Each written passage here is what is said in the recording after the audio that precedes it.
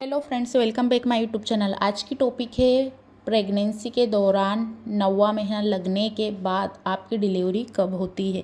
ये काफ़ी सारी महिलाओं में काफ़ी कन्फ्यूज़न है, काफ़ी सारे सवाल हैं कि 9th मंथ तो लग चुका है, अब हमारी डिलीवरी कब होगी।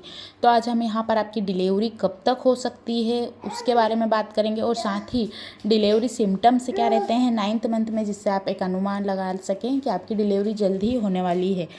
तो गर्भावस्था के दौरान 90वें महीने में 37वें सप्ताह से लेकर 40वें सप्ताह के बीच आपकी डिलीवरी कभी भी हो सकती है और कुछ ही महिलाओं को 42वां सप्ताह तक भी ये हो सकती है, यानी कि आपका पूरा 8 महीने पूरे कंप्लीट होना चाहिए।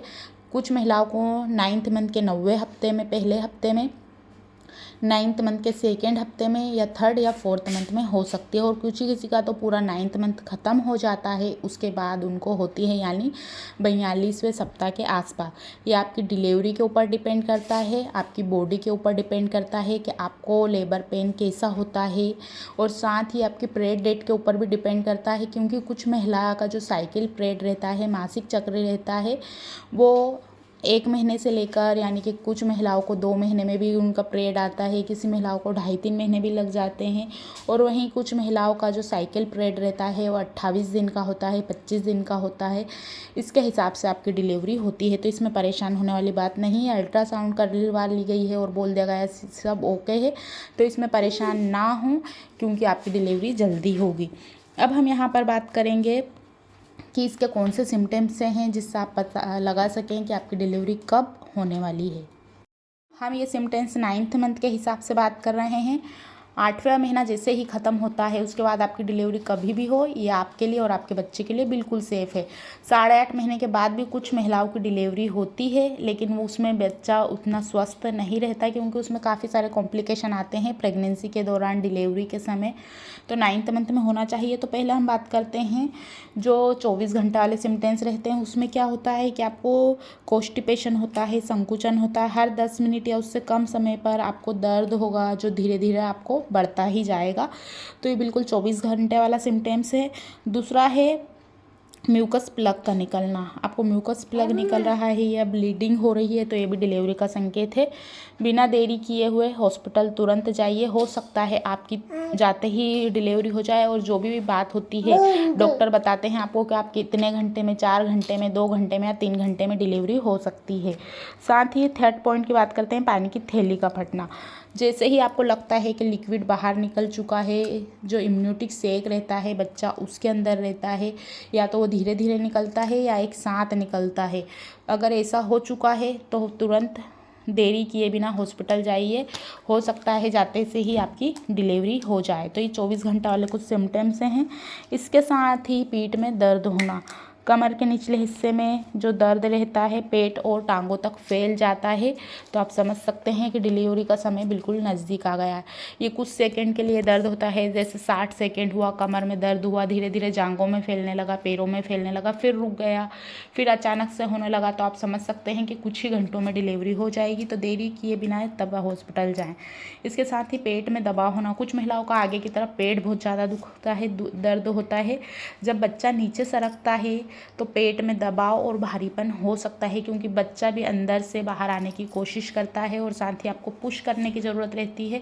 तो घर पर कोई सी भी एक्सरसाइज ना करें, आराम भी ना करें, ऐसा कुछ होता है तो तुरंत देरी किए बिना डॉक्टर के पास आपको जाना है। और भी कई सिम्टम्स होते हैं, जैसे प्रसव पीड़ा, लेबर पेन, जब वो समय होता है जब गर्भाशय की जो मांसपेशियां हैं वो बार बार सिकुड़ने लगती हैं और ये दर्द धीरे धीरे बढ़ने लगता है, क्योंकि इस समय गर्भ में सर्विक्स का मुंह खुलता है, पेल्विक पर ज़्यादा प्रभाव पड़ता है, पेल्विक में तीखा दर्द हो सकता है, चुभन आपको महसूस हो सकती है। तो आप बिना देरी किए बिना डॉक्टर के पास ज़रूर जाइए। हमारे पास एक क्वेश्चन आया था कि मेरी पहली डिलीवरी तो हो गई है, थोड़ी लेट हुई थी, तो दूसरी बार में क्या मुझे उतना ही समय लगेगा। तो देखिए, पहली बार अगर आप माँ बनी हैं और बच्चेदानी का पहली बार मुंह खुलने में 10 से 14 घंटे लगते हैं। अगर आपकी दूसरी डिलीवरी है तो 6 से 8 घंटे लग सकते हैं, क्योंकि ये भी डिपेंड करता है, क्योंकि हर महिला का शरीर अलग अलग होता है और बच्चेदानी का मुंह खुलने की जो गति है वो भी अलग अलग हो सकती है। कुछ महिलाओं में जो बच्चेदानी का मुंह है वो धीरे धीरे खुलता है, वहीं कुछ महिलाओं का जल्दी खुलता है। तो ये आपके शरीर के ऊपर डिपेंड करता है सभी महिलाओं को, तो इसमें आप परेशान ना हो। कुछ एक्सरसाइज कर सकते हैं, कैसे पुश करना है, किन बातों का ध्यान रखना है, आप ये चीज़ ज़रूर जानिए। इसके साथ ही पेल्विक से हल्का म्यूकस या ब्लीडिंग या चिपचिपा वाइट डिस्चार्ज निकलना, जिसे ब्लीडिंग शो कहते हैं, ये भी प्रसव यानी कि डिलीवरी का ही संकेत है। इस समय आपको थकावट, बेचैनी, बार बार आपको लगेगा कि मुझे लेटरिन जाना चाहिए, मल त्याग करने की इच्छा आपको हो सकती है। को असली और नकली लेबर पेन कैसे पहचानना है, पहले हम बात करते हैं नकली की। ब्रेक्सटन हिक्स कंट्रैक्शन ये अनियमित और हल्के होते हैं, ये लंबे समय तक नहीं रहते। थोड़े थोड़े समय में आपको लगता है लेबर आ रहा है, लेकिन इस समय आपको पुश बिल्कुल नहीं करना है। जब असली लेबर पेन आए तभी आपको बच्चा नीचे की ओर करना है, और ये काम आप हॉस्पिटल के अंदर करेंगे, क्योंकि हॉस्पिटल में कभी कभी महिला को एडमिट कर लिया जाता है। तो हल्के दर्द में आप अगर पुश करते हैं, ताकत लगाते हैं, तो आपकी एनर्जी पूरी ख़त्म हो जाती है। जब असली पेन आते हैं तो आप एनर्जी की वजह से, कम होने की वजह से पुश नहीं कर पाते, जिससे आपको बहुत ज़्यादा परेशानी आती है, बहुत थकान होती है, दर्द सहन करने की और दर्द लेने की आपकी हिम्मत नहीं होती। तो नकली जब आते हैं तो आपको रुके रहना है।